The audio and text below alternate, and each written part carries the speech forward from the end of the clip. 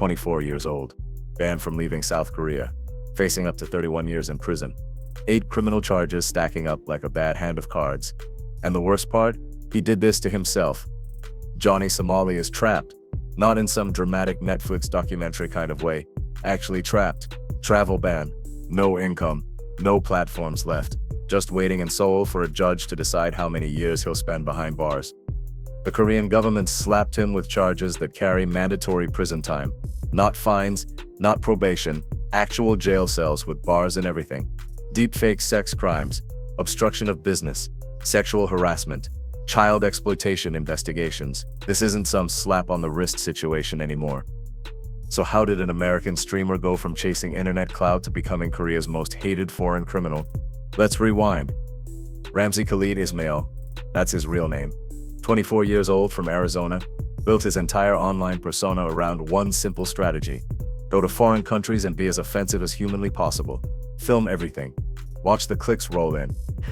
He called himself Johnny Somali, started on Twitch, got banned, moved to Kick, got banned from there too in May 2024, then bounced between Rumble and some app called Party. Each platform eventually realized what he was doing and showed him the door. But before Korea destroyed his life, he'd already perfected his formula in Japan. 2023. The guy went full chaos mode, taunting commuters about Hiroshima and Nagasaki, making atomic bomb jokes on trains, hurling racist insults at random people just trying to get to work. Japanese locals got so fed up they started fighting back.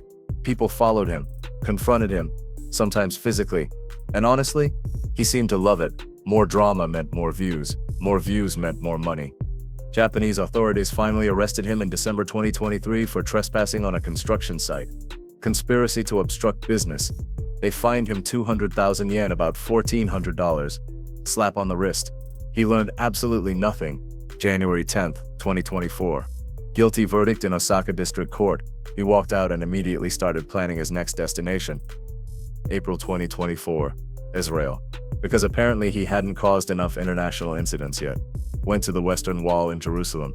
Started live streaming himself, sticking pictures of Harvey Weinstein, Aden Ross, and Jeffrey Epstein to this sacred site. 3 days later, detained in Tel Aviv for sexually harassing a female police officer. Released after 16 minutes, goes live again the same day claiming he witnessed a mass shooting at a restaurant. Complete fabrication. His justification: American citizenship makes it permissible. That's the pattern.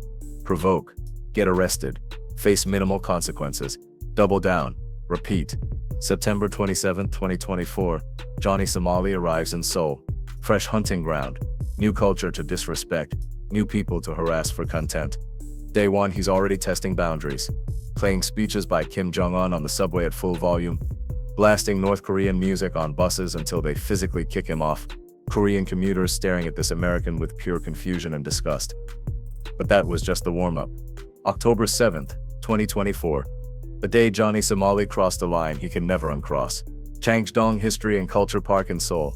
The Statue of Peace stands there. Bronze figure of a young girl sitting in a chair. One empty chair beside her. This isn't just art, it's a memorial. Comfort women. That's the historical term. Young Korean girls and women sexually enslaved by Japanese soldiers during World War II.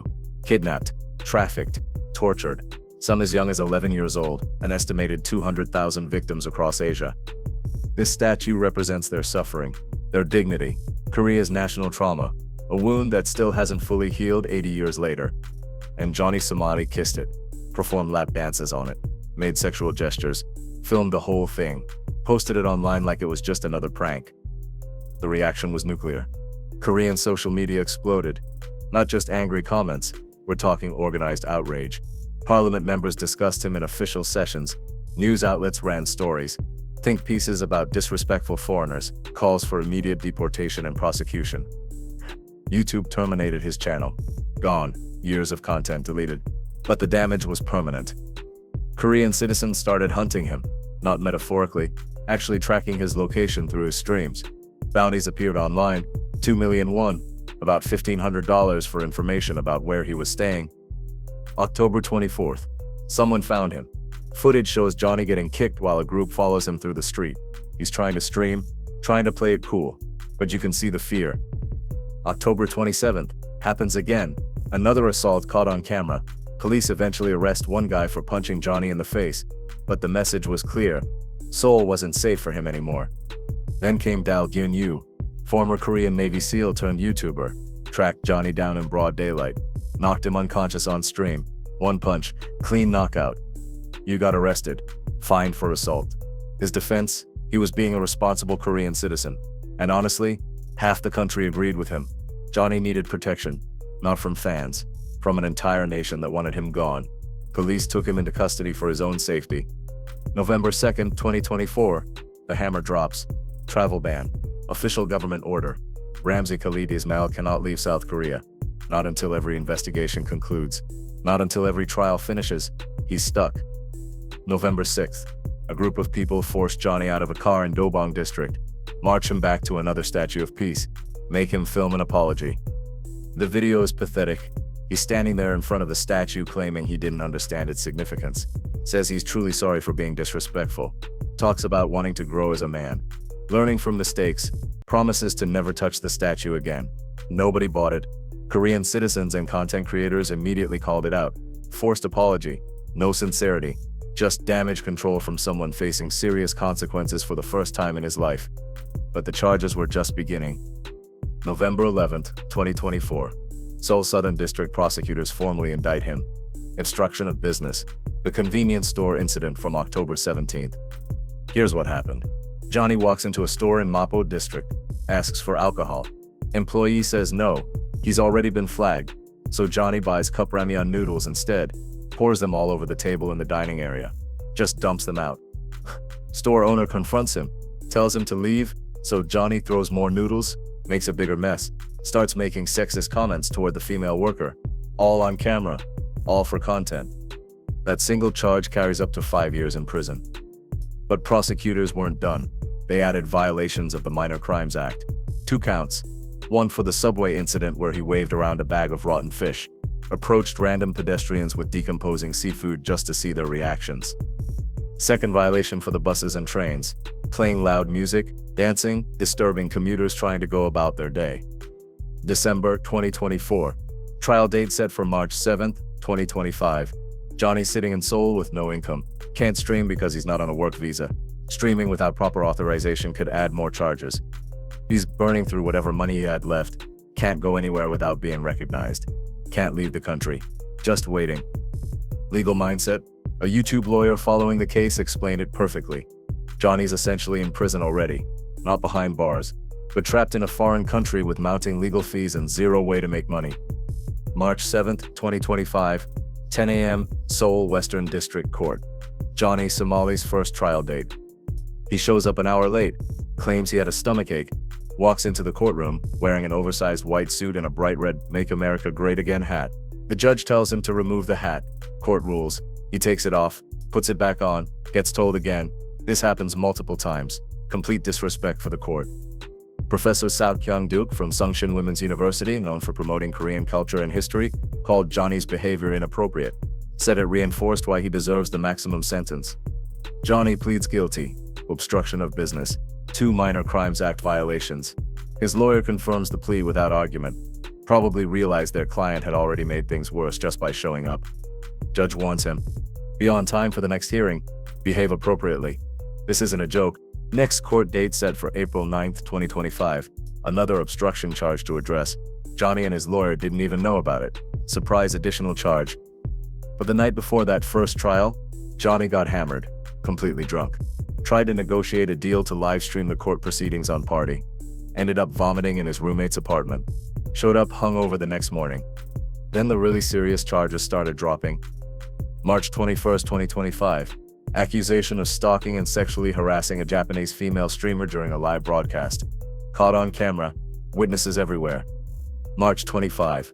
Prosecutors hit him with a charge under South Korea's Special Act on Sexual Violence Crimes, creating and distributing AI-generated deepfake pornography. The video depicted Bong Bong, a popular Korean streamer, in fabricated intimate scenes with Johnny, completely fake, created without her consent, posted online. Under South Korean law, this isn't just some internet prank. It's a serious sexual offense, mandatory prison sentence. No fines allowed. No plea deals. Up to 7 years behind bars. South Korea passed strict deepfake legislation in 2024. Possession and viewing non-consensual deepfake content carries up to 3 years or fines reaching 30 million won, about $22,600. Distribution or profiting from it, 7 years minimum. Legal Mindset broke it down. This is not digital mischief. This is a sexual crime. Korean courts will treat it exactly that way. When deepfakes are weaponized to humiliate or defame, the consequences are severe. April 9, 2025. New investigation opens. Child sexual harassment. Allegations that Johnny used text-to-speech applications to target minors with explicit content back in September 2024. Video evidence surfaced of Johnny acknowledging possible legal trouble from those messages. Legal Mindset watched the clip and called the content vile and disgusting. If convicted, another 10 years with forced labor. May 8, 2025. Second deepfake charge filed. Another Korean streamer. Another fabricated pornographic video. Another 10.5 years of potential prison time. May 16, 2025. Second trial hearing. Johnny pleads guilty to 5 minor charges. Not guilty to the sex charges. Fighting those, but legal experts say he has no chance. Evidence is overwhelming. At this point, the math gets scary. Obstruction of business. 5 years maximum. 2 Minor Crimes Act violations. Additional time. First deepfake charge, 10.5 years. Second deepfake charge, another 10.5 years. Child harassment investigation, 10 years with labor. Total maximum if convicted on everything, 31 years in a South Korean prison. Johnny's sitting in Seoul right now knowing this. Next court date scheduled for August 13, 2025. Full day of testimony expected. But it gets worse. June 30, 2025. YouTuber Legal Mindset reveals that a victim filed a court petition requesting maximum sentencing, not leniency, not a plea deal, maximum punishment for every single charge. Korean public sentiment is overwhelming. Thousands of citizens demanding the harshest possible consequences. Online forums calling for him to serve decades. News outlets covering every court appearance, politicians referencing his case and discussions about foreign nuisance influencers.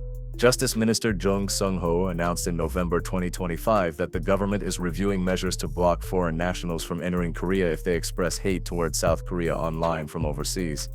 Johnny's case directly influenced this policy discussion. South Korean legal experts weigh in. When sentenced, Johnny will likely serve his full term in a Korean prison, then deportation, followed by a permanent entry ban. He'll never set foot in Korea again after this. Meanwhile, additional allegations keep surfacing. Threats to spread HIV, promoting North Korean propaganda, violating anti-terrorism laws. These haven't resulted in formal charges yet, but they're under investigation. The North Korean propaganda one is particularly serious. South Korea's National Security Act prohibits promoting or disseminating content from the North. Johnny repeatedly played the North Korean anthem on public transport, posted it online. That alone carries up to 7 years. So let's talk about the irony here. Johnny Somali built his entire career on being untouchable. American citizenship as a shield, minimal consequences in Japan, quick release in Israel, always moving before anyone could really hurt him. Korea called his bluff. Now he's trapped in the one country that decided to actually hold him accountable. Can't leave, can't make money, can't stream, just sitting in an apartment in Seoul waiting for court dates that keep adding more charges. The platforms are gone. YouTube terminated, Kick banned, Twitch banned years ago. Even Party, the obscure app he fled to, will probably drop him eventually. His courtroom behavior showed zero growth. Showed up late, wore political merchandise, disrespected the judge, hands in pockets while answering questions, which is deeply disrespectful in Korean court culture. Professor Seo and other Korean academics publicly stated that Johnny's case should set a precedent, send a message to other content creators who think cultural boundaries don't apply to them. And the deepfake charges? Those guarantee prison time. No way around it. South Korea's laws are crystal clear. Mandatory sentencing. The only question is how many years. Digital safety advocates are watching this case closely. Minji Park, an activist in Seoul, called it a watershed moment. The court's decision will set precedent. Technology cannot be exploited without consequence. As of right now, November 2025, Johnny Somali faces 8 active criminal charges in South Korea. More investigations pending. No trial verdict yet. But legal experts universally agree. He's going to prison. It's just a question of how long. The guy who spent years trolling entire countries for clicks is now learning what happens when one of those countries actually enforces its laws. No more running to the next destination. No more minimal fines and quick releases. Just cold reality in a Seoul courtroom. So here's the thing. Johnny Somali thought he was invincible, thought American citizenship and internet fame made him untouchable. Japan taught him he could get away with it. Israel showed him he could walk away. Korea said not this time. And honestly, karma doesn't forget addresses. This is what happens when you spend years disrespecting cultures, harassing locals, and mocking historical trauma for views. Eventually, you run out of places to run. The question now isn't if Johnny's going to prison, it's how long. 5 years? 10? 20? Will the judge stack the sentences or run them concurrent? Will those deepfake charges get maximum penalties or something lighter? Korean legal experts say to expect a strong sentence. The public demands it. The victims demand it. The government is watching closely because this case represents something bigger than one stupid streamer. It's about drawing a line, telling the world that South Korea won't tolerate foreign nationals coming to their country and treating it like a playground for offensive content. What do you think the verdict will be? Harsh sentence or something lighter? How many years do you think Johnny Somali will actually spend in a Korean prison? Let me know in the comments. And if you want updates when the final verdict drops, hit that subscribe button. This case is far from over. And trust me, you'll want to know how this story ends.